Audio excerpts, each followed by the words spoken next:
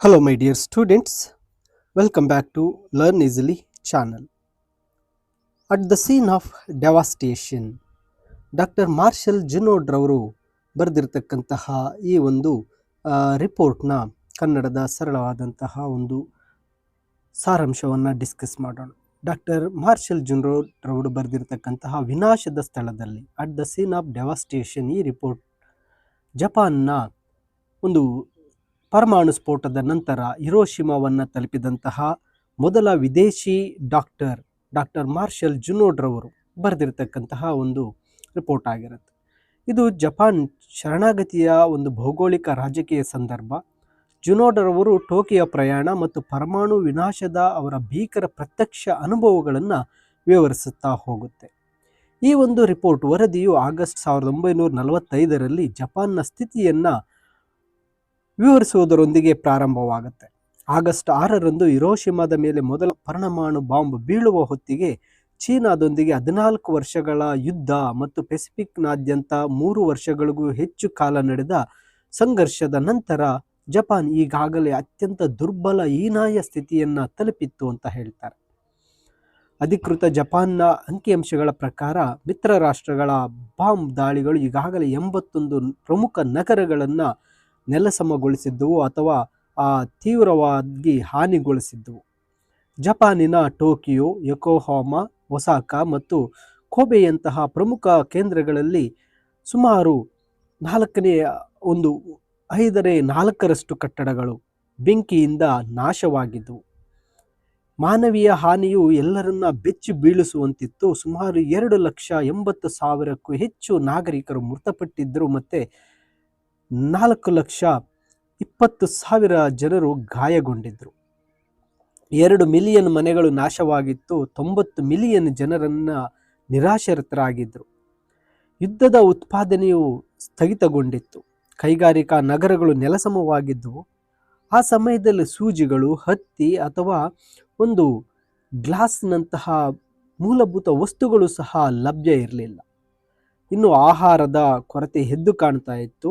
ಜನರಿಗೆ ಪಡಿತರವನ್ನು ತೀವ್ರವಾಗಿ ಕಡಿಮೆಗೊಳಿಸಲಾಗಿತ್ತು ಮತ್ತು ಕಬ್ಬಿಣದ ಕೊರತೆಯು ಎಷ್ಟಿತ್ತೆಂದರೆ ಆ ಯುದ್ಧದ ಒಂದು ಸಚಿವಾಲಯ ಸರ್ಕಾರವು ನಗರಗಳ ಕಟ್ಟಡಗಳಿಂದ ರೇಡಿಯೇಟರ್ಗಳು ಮತ್ತು ನೀರಿನ ಪೈಪ್ಗಳನ್ನು ಸ್ಕ್ರ್ಯಾಪ್ಗಳಾಗಿ ತೆಗೆದುಹಾಕಲು ಆದೇಶ ಮಾಡಲಾಗಿತ್ತು. ಇದರ ಹೊರತಾಗಿಯೂ ಮಿಲಿಟರಿ ಅಧಿಕಾರಿಗಳು ಆ ಸೈನಿಕರಿಗೆ ಕೊನೆಯ ಮನುಷ್ಯನವರೆಗೂ ಹೋರಾಡಲು ಆದೇಶ ನೀಡಿದರು. ಮಿತ್ರ ರಾಷ್ಟ್ರಗಳ ಪಡೆಗಳು ಮೆಟ್ರೋಪಾಲಿಟನ್ ಜಪಾನ್ನ ವಿಜಯವು ಆಕ್ರಮಿತ ಪ್ರದೇಶಗಳಲ್ಲಿನ ಎಲ್ಲ ಬಿಳಿ ಕೈದಿಗಳು ಮತ್ತು ನಾಗರಿಕರ ಹತ್ಯಾಕಾಂಡಕ್ಕೆ ಕಾರಣವಾಗಬಹುದು, ಜೊತೆಗೆ ಸಾವಿರಾರು ಮಿತ್ರ ರಾಷ್ಟ್ರಗಳ ಸೈನಿಕರ ಸಾವು ನೋವುಗಳಿಗೆ ಕಾರಣವಾಗಬಹುದು ಎಂದು ಭಯಪಟ್ಟಿದ್ದರು. ಇನ್ನು ಪರಮಾಣು ಬಾಂಬ್ಗಳ ಪ್ರಭಾವ. ಪರಮಾಣು ಬಾಂಬ್ನ ಅತಿಮಾನುಷ ಸ್ವರೂಪವು ಇತಿಹಾಸದ ಹಾದಿಯನ್ನೇ ಬದಲಿಸಿತ್ತು. ಹಿರೋಶಿಮಾ ಮತ್ತು ನಾಗಸಾಕಿ ಆಗಸ್ಟ್ 9 ಬಾಂಬ್ ದಾಳಿಗಳ ಭೌತಿಕ ಪ್ರಭಾವವು ನಂಬಲು ಸಾಧ್ಯವಾಗಿದ್ದರೂ ಮಾನಸಿಕ ಪ್ರಭಾವ ಇನ್ನೂ ಗಾಢವಾಗಿತ್ತು. ಚಕ್ರವರ್ತಿಯು ತನ್ನ ಅತೀಂದ್ರಿಯ ಶಕ್ತಿಯನ್ನು ಬಳಸಿ ತನ್ನ ಜನರಲ್ಗಳ ಮೇಲೆ ಬೇಷರತ್ತಾದ ಶರಣಾಗತಿಯನ್ನು ಹೇರಿದರು. ಜನರಲ್ ಮ್ಯಾಕ್ ಆರ್ಥರ್ ಅವರ ಒಪ್ಪಂದದ ಅಡಿಯಲ್ಲಿ ತನ್ನ ಪದವಿಯನ್ನು ಉಳಿಸಿಕೊಳ್ಳುವ ಮೂಲಕ ಸಂಪೂರ್ಣ ಅರಾಜಕತೆಯನ್ನು ಯಶಸ್ವಿಯಾಗಿ ತಪ್ಪಿಸಿದರು.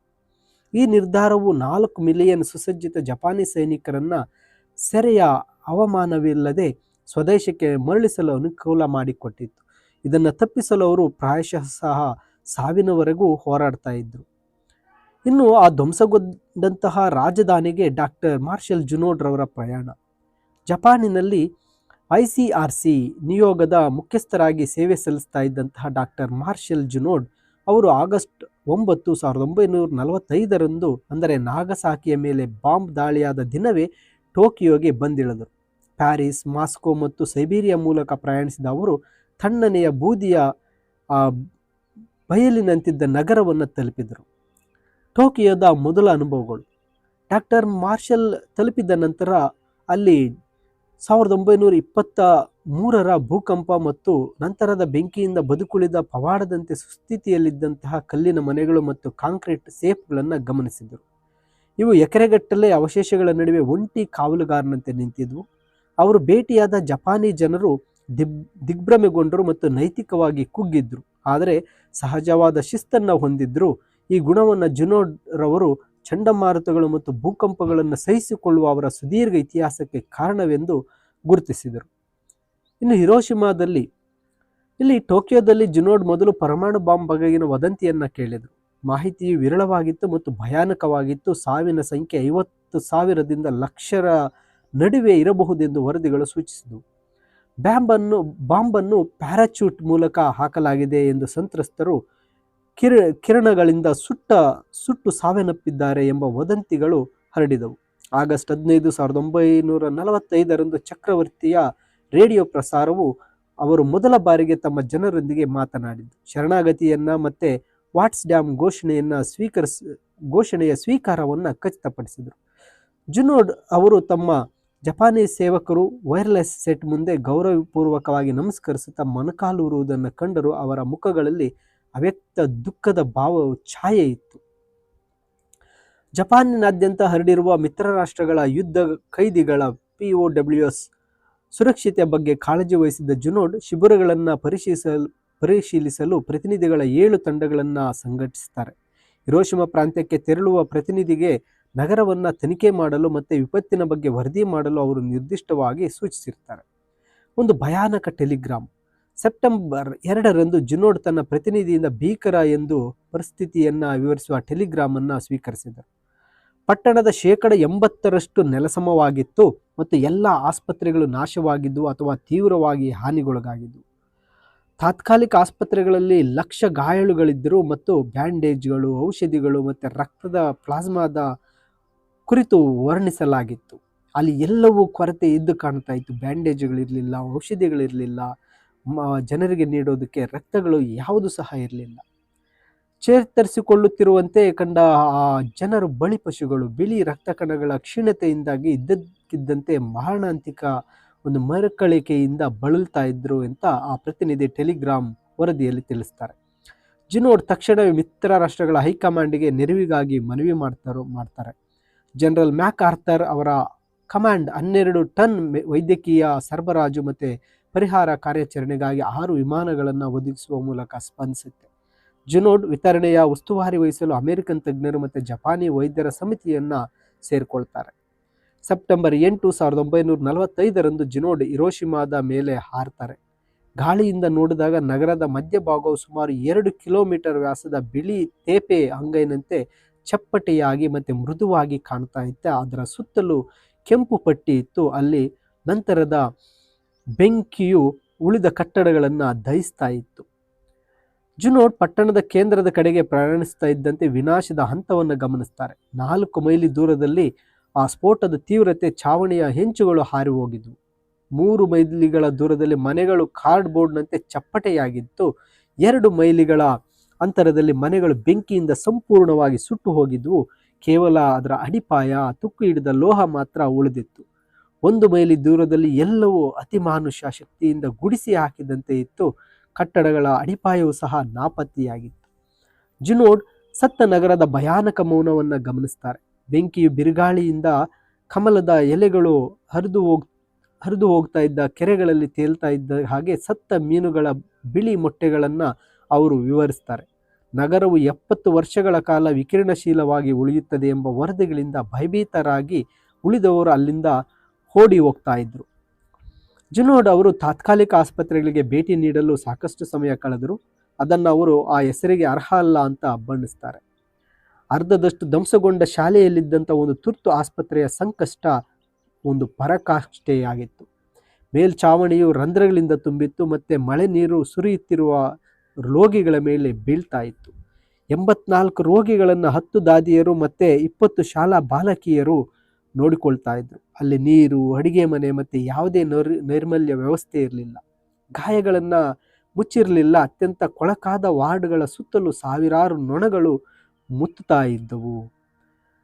ಇಲ್ಲಿ ಆ ಒಂದು ಪರಮಾಣು ಬಾಂಬಿನ ಜೈವಿಕ ಪರಿಣಾಮಗಳು. ಜುನೋಡ್ರವರು ಪ್ರೊಫೆಸರ್ ಮಸಾವೋ ಸುಜುಕಿ ಅವರೊಂದಿಗೆ ಸಹಕರಿಸ್ತಾರೆ. ಸುಜುಕಿರವರು ವಿಪರ್ಯಾಸವೆಂಬಂತೆ 1926ರಲ್ಲಿ ಮೊಲಗಳ ಮೇಲೆ ಎಕ್ಸ್ರೇಗಳ ಜೈವಿಕ ಪರಿಣಾಮಗಳ ಬಗ್ಗೆ ಸಂಶೋಧನೆಯನ್ನು ಪ್ರಕಟಿಸಿದರು.